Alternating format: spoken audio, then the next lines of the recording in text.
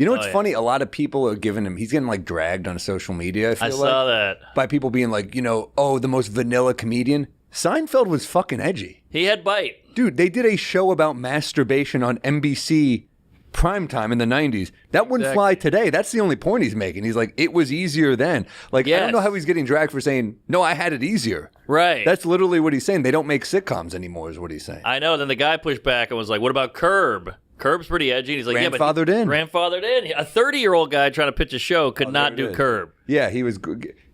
Let's see. Yeah, he wrote, isn't that what Curb is all about? Oh, which one is first? Oh, yeah, Larry got grandfathered in. Right. If Larry was 35, he couldn't get away with the watermelon stuff, the Palestinian chicken, and HBO knew that's what people came here for. They're not smart enough to figure it out. How do we do this now? Yeah, you pitch that shit. Imagine you going in HBO with a watermelon black joke, a joke about the Holocaust shoes. He put the shoes on and danced. We did a lot of Holocaust jokes in our pitch, and it does not look good. Oh, so, really? yeah. See, there you go. Oh, we had a joke about me knocking up a neo-Nazi by accident. I didn't know she's a neo-Nazi. We hook up at a wedding, and great line that Mike Lawrence comes up with was, I'm begging her to take Plan B. It turns out she's a pro-life neo-Nazi, and I go, oh, come on, you got one chance to kill a Jew guilt-free. You're not going to take it? Great joke. But I'm sure that the back of their necks hair stand up and go, and you're like, come on, it's comedy. 100%. Because there are jokes you even notice in L.A. that you do at a club, and you're like, they're like, ooh, and you're like, well, this kills in Ohio. Yes. This kills in Wisconsin. Yes, this kills in Texas and Florida St. Louis. and New York. There is something about those crowds. So then he says, the interviewer, David Remnick, isn't that what Curb's all about? Yeah, Larry was grandfathered in, says Jerry. He's old enough, so he goes, I don't have to observe those rules because I started before you made those rules. We did an episode in the series in the 90s where Kramer decides to have a business with homeless people or pulling rickshaws. He goes, they're outside anyway. Do you think I could get away with that today? I mean, that's interesting, Great point. And so you could tell he's thought about this. So he had that ready. He had that exact episode ready. And look, everybody does comics say they can't talk about anything. And I say crazy shit. We're doing theaters. Yeah. We're doing fine. We're on Netflix. We're doing great. I say wild shit, all the stuff you're not supposed to say. Stand-up's different. That's true. Which is funny because we're playing us. That's true. This would be a character. But yeah, there's no one to yell at. We have no sponsorships or Gatorade or corporation. But it doesn't go that way in films, I feel like. I feel like films can, like horror movies, you could still slice a teenager's head off. They know it's a movie. They know it's a fake head. It's also a very clear villain. That's Nuance true. is the enemy. That's true. Nuance is what people have a problem with. If you, I think about this scene all the time in As Good as It Gets where Jack Nicholson says a bunch of anti-Semitic stuff in the restaurant at the beginning. And if that were made now, that would be the whole movie. That's a great point. Like, you can't have a character who's got, some maybe shitty tendencies. Yeah. He's not a perfect guy. Yes. And I find that interesting. Well, it's like, same time, it's like Popeye Doyle. Popeye Doyle, French Connection. The guy's a racist. He's a womanizer. He's a piece of shit. Corrupt cop. And it's great movie. It's a great story. That's one of the great New York movies ever. But back to my point. I'm not one of these guys who's like, you can't say anything more. But I am saying that people analyze. There's an analyzing in New York. We can say anything. We're actually not saying about us. We're talking about in sitcom form. Yes. Weirdly. Because those words have to be greenlit by an exec. Whereas guys like us, stand up. Our crowd wants us to say crazy shit. Of course, but Friends got under fire. Remember that? Friends is problematic now because Ross made a fat joke and whatever. And you're like, I didn't know that. Yeah, Friends got it hard for a couple of years during the pandemic. It was like Friends is bad. How bored were people that they were guys, we got to cancel Friends. Exactly. So he's 100% right, but everybody's like, boomer take, whatever. And you're like, but the guy knows TV more than you, and to his point where he goes, there's no All in the Family anymore. I got into a fight with my friend about this. He's like, there's Loudermilk, there's this show. I'm like, 8 people are watching Loudermilk.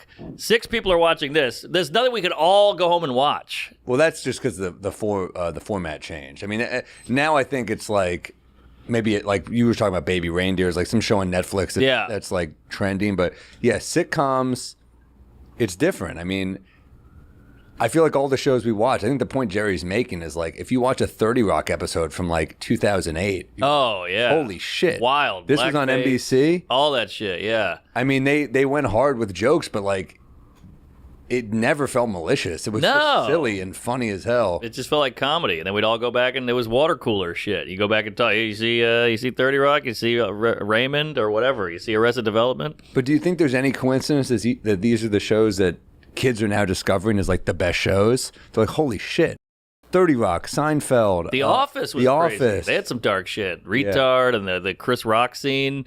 I mean, there's some crazy stuff in The Office, and we all watch it. My wife watches it to sleep.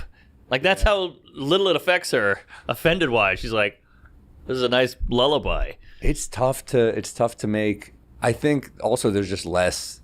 It's funny. There's like 900 places to make shit, and they're all just kind of like, nah, we're not going to make that type of thing. I know. If the weird thing is, if one network had the balls to pick up your show, it would do great just because it stands out. Yeah, but they're so nervous. There's always a he's chance right. that we just do it ourselves. That seems to be the way to do it. That's the move nowadays, and that's what they've created. They're fucking it up for themselves.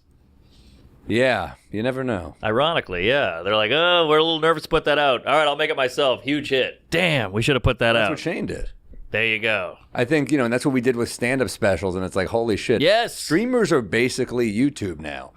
It's like, okay, you're not going to invest in the show. We're shooting it out of our own pocket, and then you just upload it. Yes. That's the creative risk you're going to take. Exactly. Oh, it's successful. The numbers are up. We'll buy it. Yeah. Take a risk, you pussies. It's funny. We had to get to like clubs. You're like, oh shit, I got to sell at clubs, and you get to theaters, and they're like, okay, well now I can sell a show, man. Yeah. And I didn't want to sell a show because financially we take a hit if we make a show. It's because I love sitcoms. I grew up loving like really well-written shows like Peep Show or like really funny writing. Yes. So, movies too. Yeah, and it's also just good. I think good for your brain to like I'll always be doing stand-up as much as possible, but I want to do other shit too. I think it's just good to explore, you know? Yeah. No, 100%. Wait, I just got it. What? The industry is a hot lady. Now, I didn't get laid in high school, and that was the industry is the hot lady. They wouldn't touch me.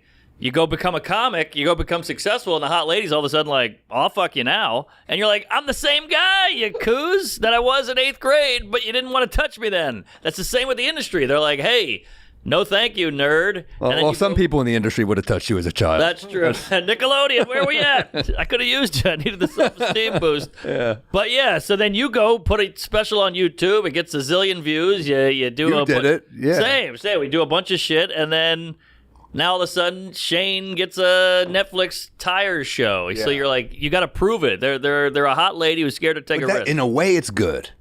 It's a way it's good that it never stops being a fucking pain in the ass. It lit a fire under our ass. You can never get lazy, man. That's true. You get lazy, you're fucking out. Mm-hmm. It's amazing how quick this could go away. Oh, I think about that every day. I mean, this is like shit I think about all the time. I think about what Jim Jeffries said when I was opening for McCaroline's in like 2011. I remember. And all these sold out shows. First time he sold it all out. And it was like he was about to move up to theaters, and he just looked at it, lit a cigarette, and goes, I'll see this place on the way back down. Yeah. I think about it all the time. I think about it too. I remember, not to get dark, but I saw Dana Gould's name on a shitty club, and I remember being like, Dana Gould, he's the man. He's like The Simpsons and HBO specials and all this, but he got a divorce, and he had to come back out, and now he's good again, and he's selling shows, but I remember being like... One of the funniest dudes ever. One of the funniest guys who I looked up to, so then you're like, oh, shit. This is reality setting in. His stand-up's still fucking phenomenal. Amazing. His clips. We share his clips. Yeah, I love him. I tried to make a show with him years ago. He's the best. One of the coolest guys. Great guy. I was at his wedding. Whoa, that's pretty crazy. Yeah, man. But yeah, so he's got a point, but I don't know why do you think this triggers people so much? This exact I think argument. It triggers him because he's so fucking rich. And it's just people that don't like him, so they're like, fuck him for having an opinion when he won. I think that's what my takeaway is, but I also think like he's not coming off as arrogant here. He's coming off as being like, no, I had it easy. Yes. These young guys, these young comics, men and women, they have a harder time selling a show because people don't want to make those shows. Right. He also threw the far left in there, and I think that also, when you say the far left, now people are like, oh, is he right wing? And you're like, no, he's very left, but he's just saying the far left. I don't think he's talking about like, I don't think Jerry's saying you can't get an abortion. Yeah, I think he's saying like you get the far left does get offended more often. Is that not obvious? That's totally obvious, but I do think that triggers people. You know, they're like, "Hey, I'm a lefty. What the hell?" And is he talking about me? And then they get more angry. Yeah. No, it's you're right. I think he said I mean, look, it's ironic. It's like when Todd Phillips was like, I don't want to make comedies anymore because people get offended and everyone's like, what the fuck is this? And you're like, well, shit, man. Yeah. That happened to Joe List. He was on Rogan. He was like, well, nobody wants to hear from white guys. And then he got in trouble for that. And he's like, this is what I'm talking about. Yeah. A white guy made a point and you're mad at me. It's funny when they, the prophecy, what do you call it, fulfills itself. Well, it's also interesting to hear a guy of Jerry's caliber and just like this iconic New York guy, because that's a publication that might not hear that point of view. Yeah. From a guy of that, Good point. caliber, right? Yeah, true. Well, there is a little underlying kind of thing where you're not supposed to say that stuff. And he said it. And I think that's where a lot of you need people to be fearless, like, and like in terms of like of that level, because like he has nothing to lose. Most people coming up are still scared of losing shit. Yeah. He's like, what are you going to do? Take away Seinfeld? Everyone's favorite sitcom? Yeah. Yeah, I guess so. Yeah. Michael Richards did what he did. I still got Seinfeld. Yeah, and there's something to be said, like Carlin was this comedian type for a long time, and he just went, I'm going this way now. And I'm not saying Seinfeld's doing a full image change and a rebrand, but I like a comic who you think he's this way and he zags. You zig and you zag. I like that. Yeah, I think he's just being himself. I don't think he's trying to do anything. No. Yeah.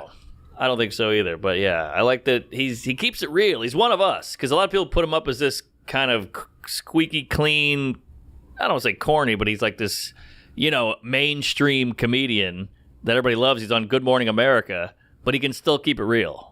That's what's cool about him. He's one of us. Well, come on, Jerry. Yes! Get in here, you fucking Hebe. We'd love to have you.